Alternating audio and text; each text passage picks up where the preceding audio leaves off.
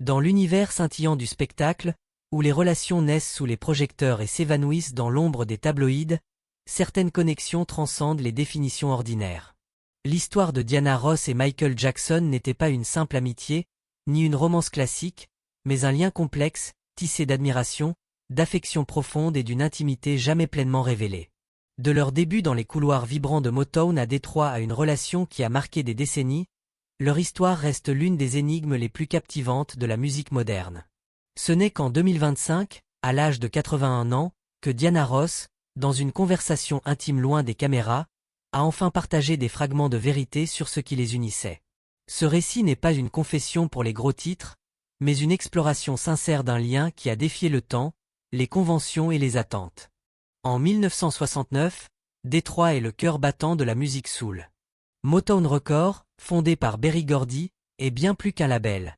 C'est une révolution culturelle, une machine à rêve qui transforme de jeunes talents en icônes mondiales. C'est dans ce tourbillon créatif qu'un garçon de 9 ans, timide mais débordant de talent, fait ses premiers pas. Michael Jackson, le Benjamin des Jackson 5, un groupe familial originaire de Gary, Indiana, arrive chez Motown avec ses frères, portant sur ses frêles épaules l'espoir d'une famille et l'éclat d'un prodige. Sa voix, claire et puissante, et sa présence scénique, déjà électrisante, captive tous ceux qui l'entendent. Mais derrière ce talent brut, Michael est un enfant, nerveux, en quête de stabilité dans un monde d'adultes impitoyables. C'est à ce moment précis qu'il rencontre Diana Ross, une figure rayonnante au sommet de sa gloire. À 25 ans, Diana est l'incarnation du glamour et du succès. Après avoir dominé les charts avec les Suprêmes, elle s'apprête à lancer une carrière solo qui la consacrera comme une légende. Sa voix suave, son élégance naturelle et son charisme magnétique en font une icône, mais aussi une proche confidente de Berry Gordy, le visionnaire derrière Motown. Officiellement, c'est Gordy qui découvre les Jackson 5, après avoir visionné une performance enregistrée envoyée par Bobby Taylor, un musicien de la maison. Mais une autre histoire circule, une histoire que Michael lui-même chérira et répétera. Celle où Diana Ross aurait été la première à repérer leur talent. Cette version, bien qu'amplifiée par Motown pour des raisons promotionnelles, devient une vérité sacrée pour Michael. Le label, conscient de la puissance de l'image de Diana, baptise le premier album des Jackson 5 Diana Ross présent Jackson 5, un coup de marketing destiné à associer le groupe émerge à la star établie. Mais pour Michael, cette association va au-delà de la stratégie. À ses yeux, Diana ne se contente pas de les présenter au monde. Elle lui donne une place, un visage, une raison d'exister sous les feux de la rampe. Elle devient, dès cet instant, bien plus qu'une figure publique. Elle est une lumière dans l'obscurité de son enfance tumultueuse. Leur lien se forge rapidement, presque instinctivement. Lorsque les Jackson 5 s'installent à Los Angeles pour travailler sous la direction de Motown, Michael, encore un enfant, commence à passer du temps chez Diana, dans sa résidence perchée dans les Hollywood Hills. Ces visites ne sont pas de simples moments de détente. Pour Michael, elles sont une plongée dans un monde qu'il aspire à conquérir. La maison de Diana, avec ses meubles élégants, ses disques empilés près d'une chaîne stéréo dernier cri et ses murs ornés de photos de tournées triomphales, est un sanctuaire de succès. Michael observe tout, absorbe tout. Diana n'est pas seulement une chanteuse, elle est une leçon vivante de ce que signifie être une star. Il étudie ses moindres gestes, la précision avec laquelle elle répète une chorégraphie, la manière dont elle ajuste sa voix pour captiver un public, la façon dont elle négocie avec les réalisateurs pour obtenir l'éclairage parfait. Il note sa discipline, son perfectionnisme, et même la douceur calculée de ses sourires face aux journalistes. Diana, consciente de l'admiration qu'elle inspire, prend Michael sous son aile avec une tendresse presque maternelle. Elle lui apprend à sourire devant une caméra, à occuper une scène avec assurance, à transformer une performance en un moment qui marque les esprits. Plus tard, Michael confiera que Diana lui a enseigné l'art de la présence, l'essence même de ce qui fait une icône. En 1971, alors que Michael commence à explorer une carrière solo tout en restant membre des Jackson 5, Diana joue un rôle décisif dans son ascension. Sa première prestation télévisée en solo n'a pas lieu dans une émission des Jackson 5, mais dans Diana, une spéciale en prime time mettant en vedette Diana Ross. Sur scène, il interprète Got to Be There, sa voix cristalline et son aisance impressionnante captivant le public. À seulement 11 ans, Il danse avec une confiance qui semble défier son âge, mais ce que les spectateurs ne voient pas, c'est le travail en coulisses. Diana l'a préparé avec soin, répétant avec lui chaque mouvement, chaque note, chaque regard. Elle l'encourage, corrige doucement ses erreurs, lui donne la confiance nécessaire pour briller. Lors d'une interview cette année-là, Diana décrit Michael comme un fils ou un petit frère. Il m'admire tellement, dit-elle avec un sourire, alors je m'efforce d'être un exemple pour lui. La presse adore cette image, la diva glamour guidant un jeune prodige timide vers la lumière. Mais pour Michael, ce lien est bien plus qu'une histoire médiatique. Il est personnel, presque sacré. Dans ses yeux, Diana n'est pas seulement une mentor. Elle est une figure qui comble un vide, une présence qui lui offre un ancrage dans un monde où il se sent souvent perdu. L'attachement de Michael pour Diana dépasse rapidement les frontières d'une relation mentor-élève. Il y a dans sa façon de la suivre, de l'observer, une intensité qui intrigue ceux qui les côtoient. Il mémorise ses moindres détails, la manière dont elle incline la tête pour capter la lumière sur scène, la cadence de sa voix lorsqu'elle répond à une question, la grâce avec laquelle elle traverse une foule. Jermaine Jackson, le frère aîné de Michael, dira plus tard que Michael vénérait Diana, la voyant comme bien plus qu'une figure familiale. Pour le public, ils sont comme une grande sœur et un petit frère, mais pour ceux qui connaissent Michael intimement, il y a quelque chose de plus profond, de plus complexe, dans la manière dont il la regarde. À cette époque, leur relation reste exempte de scandales. Il n'y a pas de spéculation dans les tabloïds, pas de rumeurs tapageuses. Leur lien, bien que palpable, est discret, presque secret. Ce n'est pas une amitié mise en scène pour attirer l'attention, mais une connexion authentique entre deux âmes artistiques. L'une au sommet de sa carrière, l'autre à l'aube de son destin.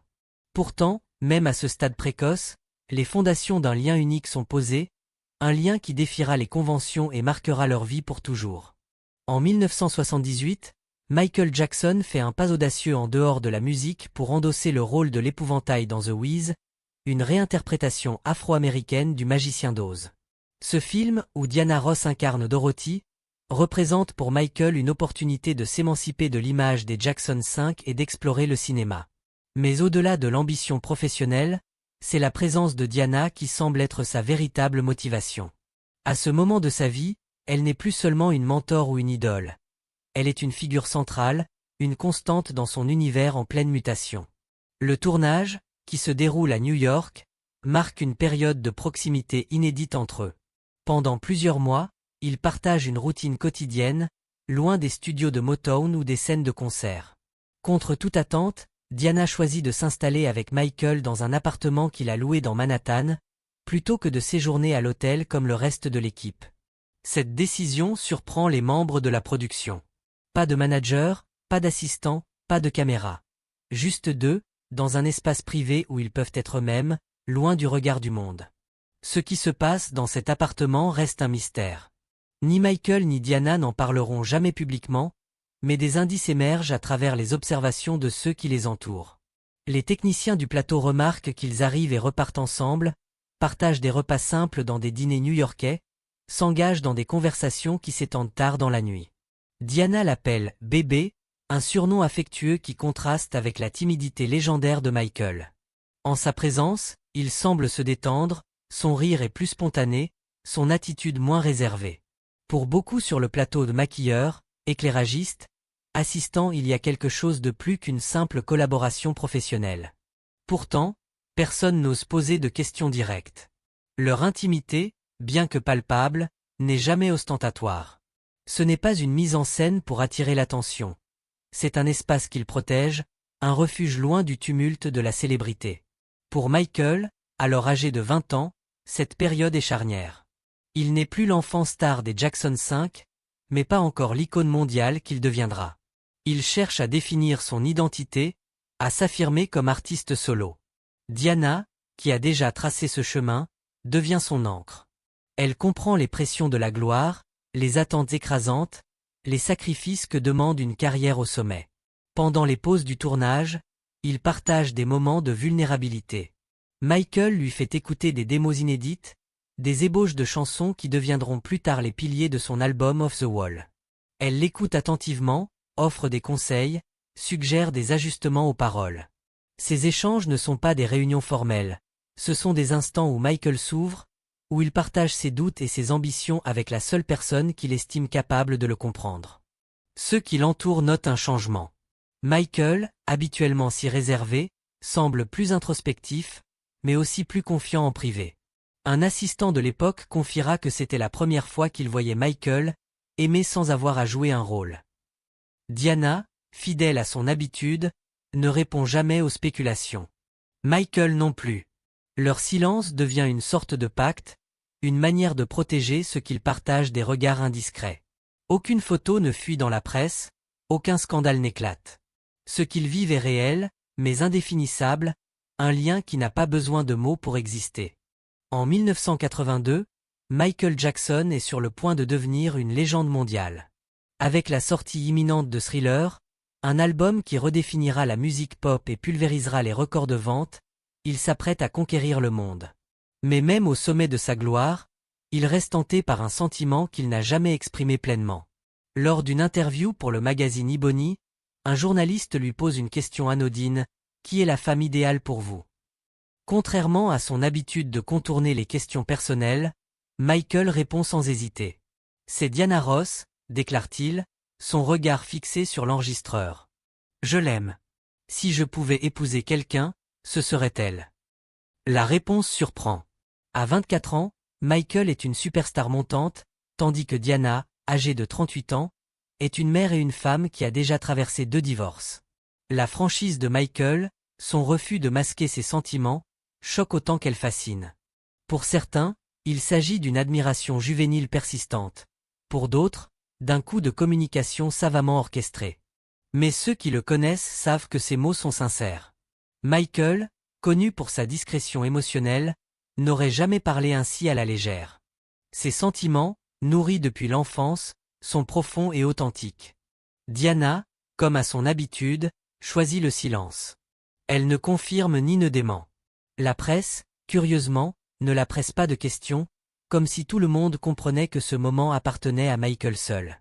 En coulisses, cependant, des proches commencent à parler. Jermaine Jackson révèle que Michael a toujours aimé Diana, au point de considérer qu'elle était « sa petite amie » dans son esprit.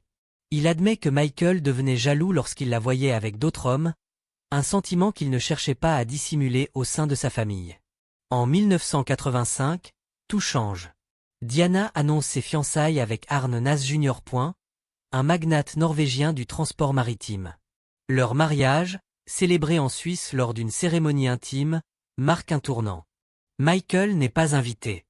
Il n'envoie ni cadeau ni message de félicitations.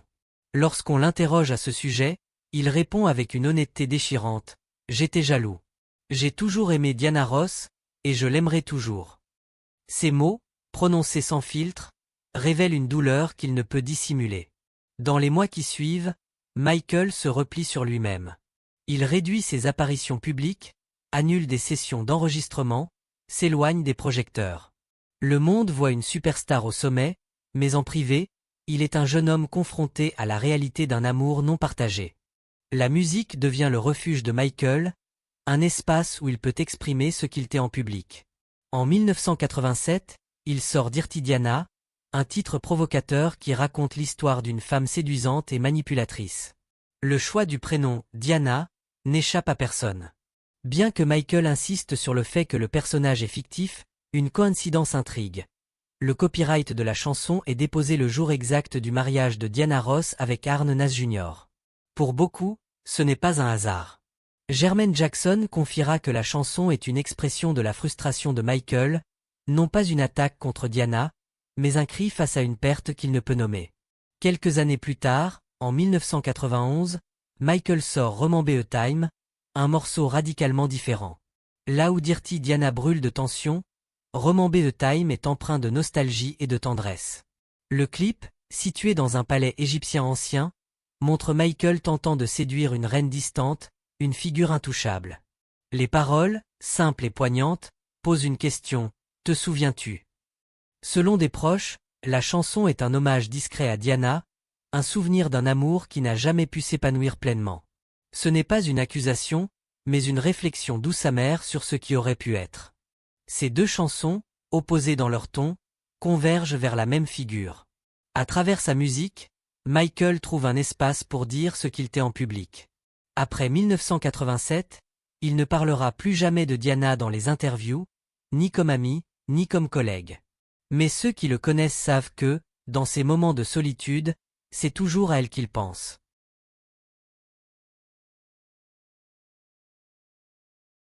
En 2002, Michael met à jour son testament. Parmi les clauses, un détail attire l'attention.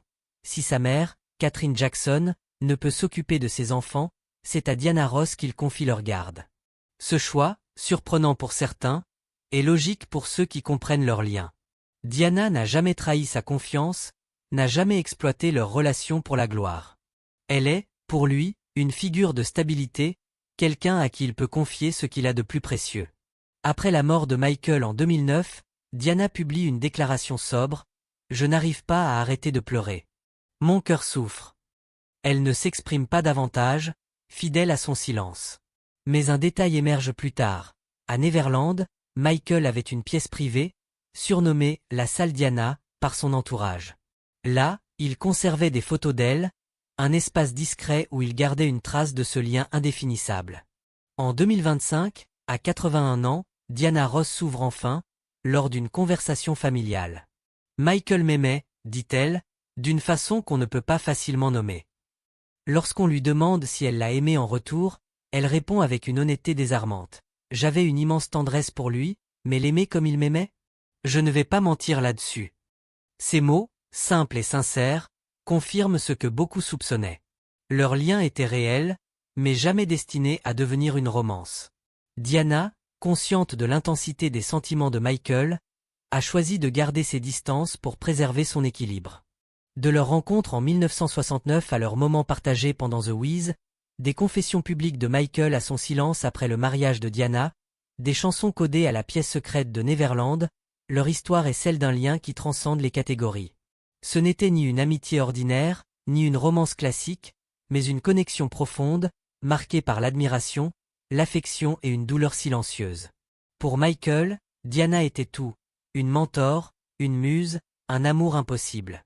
Pour Diana, Michael était un être cher, mais dont l'amour dépassait ce qu'elle pouvait lui offrir. Que pensez-vous de cette histoire? Michael Jackson a-t-il aimé Diana Ross d'un amour véritable, ou était-ce une fascination plus complexe? Partagez vos réflexions en commentaire. Si ce récit vous a ému, n'oubliez pas de liker, de vous abonner et de découvrir d'autres histoires vraies chaque semaine.